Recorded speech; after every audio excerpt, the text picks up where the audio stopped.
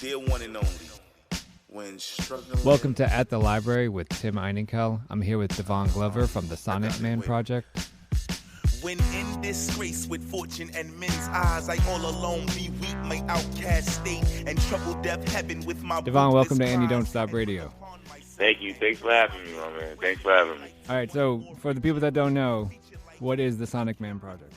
It was created by the producer Arje Shaw.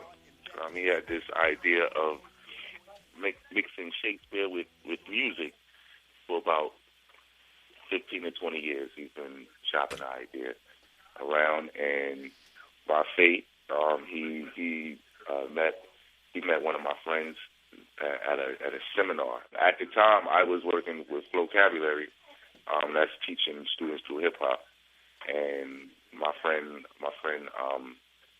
let Arje know about my situation, and she set up the meeting. He said he just wanted to make. When we met the first time we met, he said he wants to make something catchy and something educational to music, and I believe I can make. I did tell him I believe I can make any beat, anything sound good to a beat, musically, and from there we worked on. He wanted to bring Shakespeare to the schools, and why not start with sonnets? They're the smallest piece of work that he has. Only 14 lines. Students can learn that easier than rather than trying to break down a novel or a play.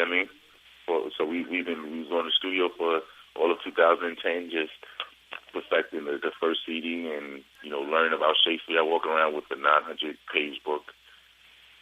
Just talking about Shakespeare's life and his. So what was the toughest part of making a full song out of 14 lines? The hardest part, I think the more material you have, the more you have to work with to write with. With 14 lines, you really gotta, I believe, read between the lines, and you got. I think you have to be more in depth with that, because each line is more powerful. And you seem to do that in the track Sonnet 18. You the first verse is Shakespeare, the second verse is you, and the third verse is kind of it sounds like kind of a call and response between you and Shakespeare. Shall I compare V? Shall I compare V? Shall I compare V to a summer's day? Shall I compare thee to a summer's day? Thou art more lovely and more temperate. Rough winds do shake the darling buds of May, and summer's lease hath all too short a day. Sometime too hot. My first breakdown was more of like a paragraph, more like a spark note. Right. And the third verse is more like, this is more detailed. This is like, the lines that I thought the lines that I thought were important. I put them line for line and show how we could break down each line for line. Just more in-depth breakdown. Shine bright like the third eye in the sky. Sometimes too hot, the eye of heaven shines. We could form a bond so hot, you and I. Sometimes too hot. Now, do you do that type of? Is that basically how you construct all the sonnets that you've done, or are they, depending on the sonnet, is it different? Do you take a different approach? Yeah, it's all about approach. See, I work with my producer Daniel Linus and Arje, and also my vocalist who connected me and Arje, Melissa and Mark.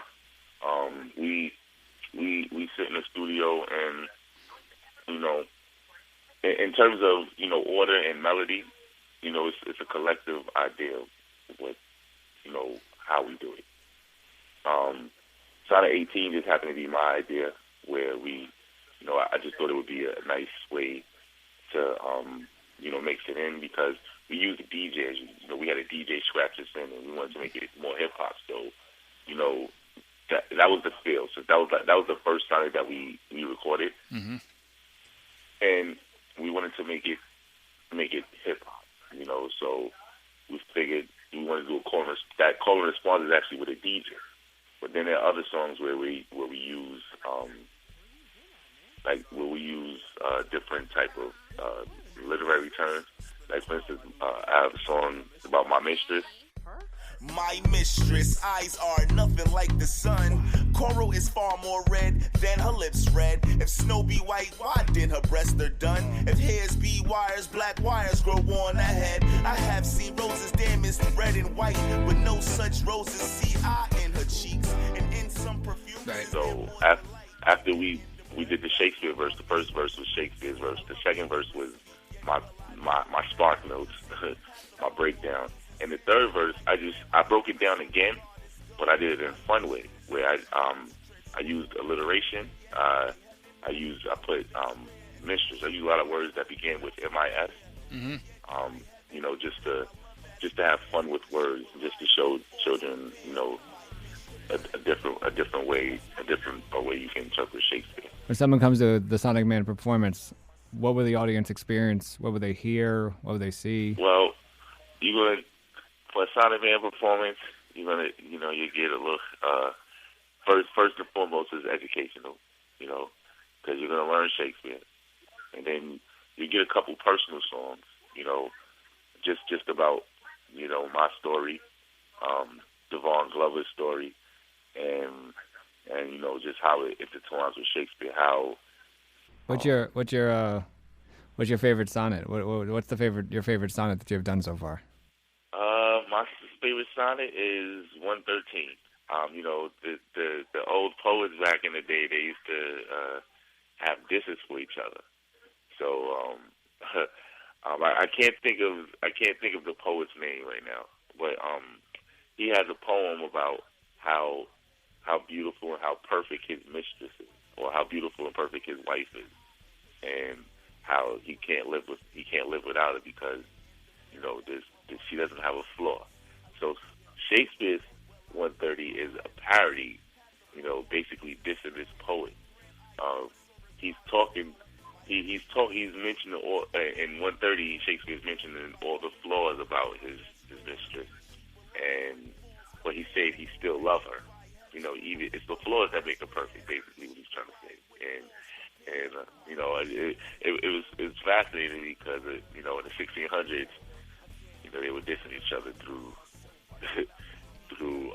poetry writing. Right, it's like a kind of a weird battle rap, but on paper. It was a battle rap. The first thing I thought when I read it was, you know, were they you know, putting these in a bottle and just sending it on the sea, like send this to Alexander. Shakespeare's like, what? You're battling me? Do you get know? a response in like 6 months. Like, all right, I got it. Send one back. Get a response back in like half a year. Like, Devon Glover, thanks for joining us on And You Don't Stop Radio. How can people get in touch with you? How can people get more information about you or the Sonnet Man project? For more information on Devon Glover, the Sonnet Man, you can check the website, thesonnetmannyc.com. You can check my personal website, devonthedon.com. That's DEVONTHEDON.com. Or you can email me at doyouknowdevon@gmail.com. Myself, I cannot be me without her. I feel sick without her. I can't live without my hopes. Think about her. Can I speak about her? I can't be without her. I can't breathe without her. I'm not myself. I cannot be me without her. I feel sick without her. I can't live without my mistress. Eyes are nothing like the sun. I can't be without her. I can't breathe without her. Coral is far more red than her lips red. I feel sick without her. I can't live without my mistress. Me, I am her mister, and she is my missus. When she's gone, I miss her. Make no mistakes with her. There is no mistrust or miscues with us. You can't misplace this love, Miss Love. I am on a mission to give her what she's missing. No misprint. Listen, I've gone the distance with my mistress thus far, and that's cause she's never misused my heart. My mistress, we might be a mismatch, but when together with her, there are no mishaps. A couple misfits passed and thought she was misfortune. Fitting that I picked my fortune while they missed on it. In the foreign eye, she seems disorganized. See, the public is quick to misjudge, and I get emotional when I talk about my missy. I'm not tearing, I just get a little misty. Always thinking about